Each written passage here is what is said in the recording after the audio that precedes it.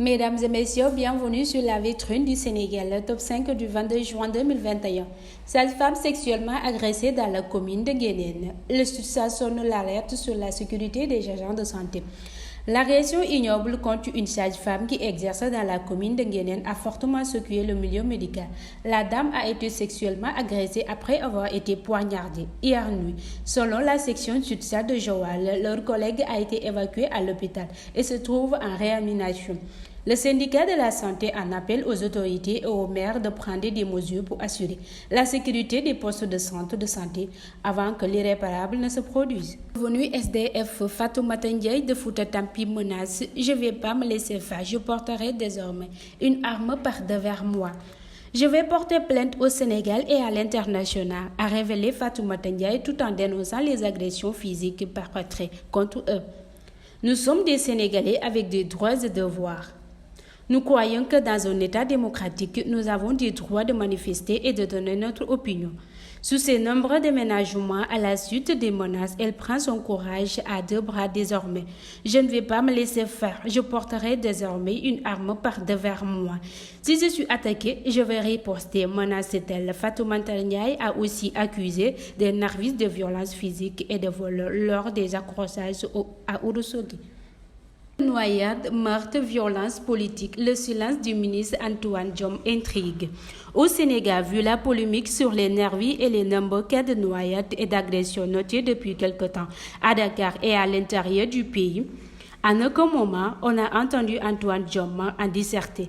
En tout cas, à l'état actuel de la situation, la presse et la population auraient néanmoins pu s'attendre à une série de précisions à même de les rassurer.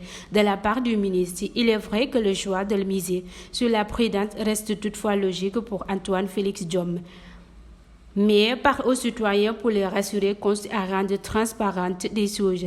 À l'opposé de son prédécesseur à la place Washington, Aly Ngouille Ndiaye, qui n'hésitait pas à disserter en live sur les ondes radiophoniques du sujet brûlant et sensible de l'actualité. Antoine Diome lui semble fuir les médias. Le président de la République, Macky Sall, vient d'achever sa tournée économique dans le nord du Sénégal, avec des rivalités malsaines au sein de la majorité présidentielle et des violences qui se sont greffées. Au même moment, la mer tuait une dizaine de jeunes Sénégalais en moins de 72 heures sans compter d'autres cas d'agression mortelle, comme ce fut le cas le mois dernier de l'étudiante congolaise de 4e année en banque assurance Lola Timolé pour ne pas citer que ces faits récents. Depuis sa sortie polémique sur les violents événements de mars dernier, le ministre de l'Intérieur Antoine Félix Diome est quasi aphone au commandement du locataire de la place Washington pour assurer les Sénégalais inquiets ces derniers jours de leur propre sécurité, rappellent nos frères. Un décorateur de base sodomisé des talibés moyennant 500 francs CFA. Une grave affaire de relations contre nature secoue Touba.